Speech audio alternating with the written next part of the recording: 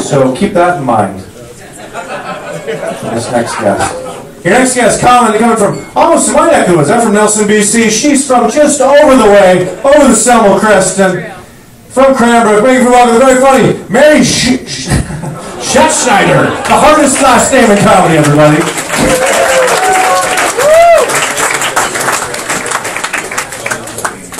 Yeah, Schatschneider.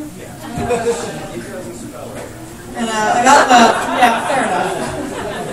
Now, I got made fun of a lot as a kid with that last name, like, you know that. Like, I got called a snot snatcher, and snatch rider, and shit shiner, and shat in the shower. Which happened once, but you're labeled with that for life. Like, you can't just, there's no plus. But my personal favorite, though, was the Schatschneider Redemptioneider. They got pretty clever after a while.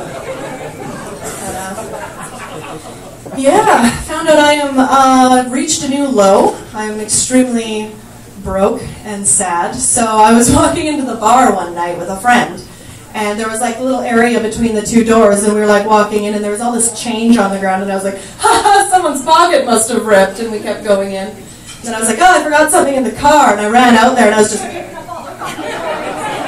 And I'm like on the ground there, and someone's like, oh, what happened? I was like, oh, my pocket ripped.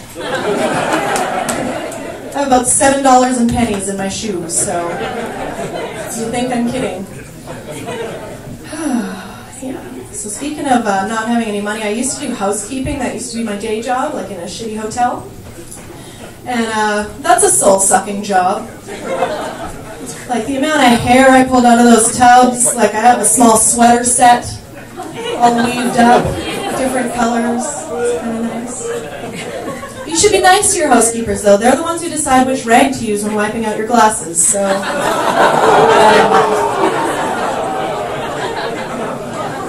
But I will tell you right now, you can also get paid a lot better to be on your knees in a hotel room. I'm just saying.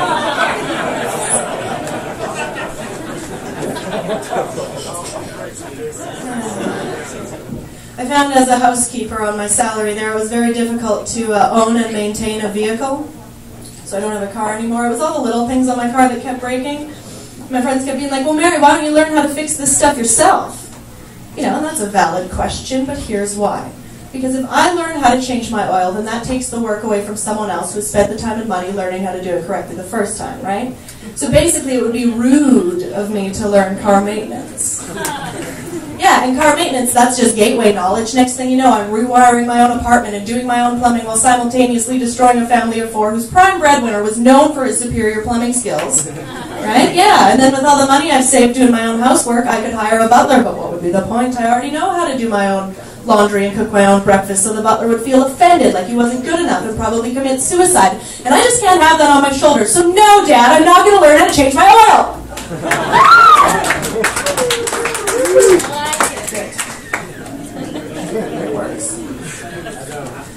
So it's kind of somewhat spring out there. I don't trust it though. I don't trust it at all. Mother Nature's a wily little hoe, but you know. But I feel like as Canadians, we should have just like a winter/summer button that rotates our closet clothes through the seasons. The 2 of them we have, you know, like it's November and you hit the button, so all of your boots and your mitts and your gloves and your mucklucks and shit come swinging around, and then it's June and you hit the button again, and your shorts and your shirts and your flip-flops and your Speedos or whatever come swinging around, and then for that surprise week in July you gotta hit the button again. It's an idea of convenience and efficiency here, people. Think about it. And I really... No, we're not done. I'm still... Look, buttons. I feel like God probably has the same button up in heaven, but for the weather, and that's what causes our weather fluctuations, you know? And he like bumps into it occasionally, but it's not enough of a problem that he's going to move the button to a better place, because technically it's already in a better place, heaven, right? And isn't a button's heaven somewhere that it gets pushed periodically? Like, so if you moved it to a better place, it would be in button hell, and I don't think any of us want that on our conscience at all, so... Strong finish, good. Alright, well, here we go. Boobs! Let's go into that. Actually, yeah, no, this was a smooth segue, and I fucked it up, but that's okay. You gotta think about it. Mother Nature had to be a woman. because hard nipples are so much more attractive than a shriveled penis.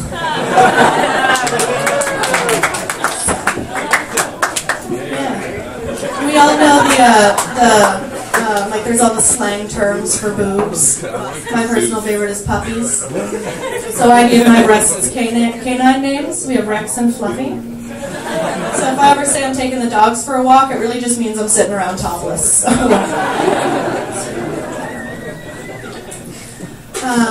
Yeah, still on boobs. Anyone here ever accidentally motorboat someone?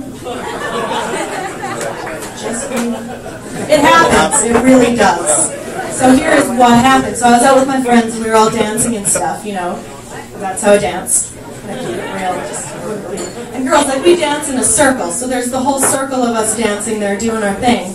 And I started to laugh. And I'm one of those people, when I laugh, like, I rock and I toss my head and it's like, like, it's not attractive, but that's how I laugh. So we're out dancing. And I start to laugh, and I go back. I'm at the apex of my laughter, and this girl walks through our circle. So I come down and just laugh right in her tits. And then so I like, holy shit, so I like popped out of her cleavage, you know. And was like, oh my God, I'm so sorry. And she looks at me, and she gives me the stink eye, and she goes, I'm sure. And she walks away. I'm like, okay, like I thought it was pretty funny. This is pretty silly to get all bent out of shape about, but so she's walking away and I'm like, no, you can't have the last word in this. That's not fair. So she's walking away and I just panicked and I was like, I like dick. And that was that, you know? And there's like, it was kind of sexual harassment, but not really because A, it was an accident. B, I like dick. And C, you don't have to be a huge fucking twat about it. Like, come on. Be real. Well, I was going to finish on a joke about going to Thailand and having sex with Liam Neeson and not wanting children, but I don't think we have time for that. So, just remember, everybody, it's okay to be indifferent. I'm Mary Schatschneider.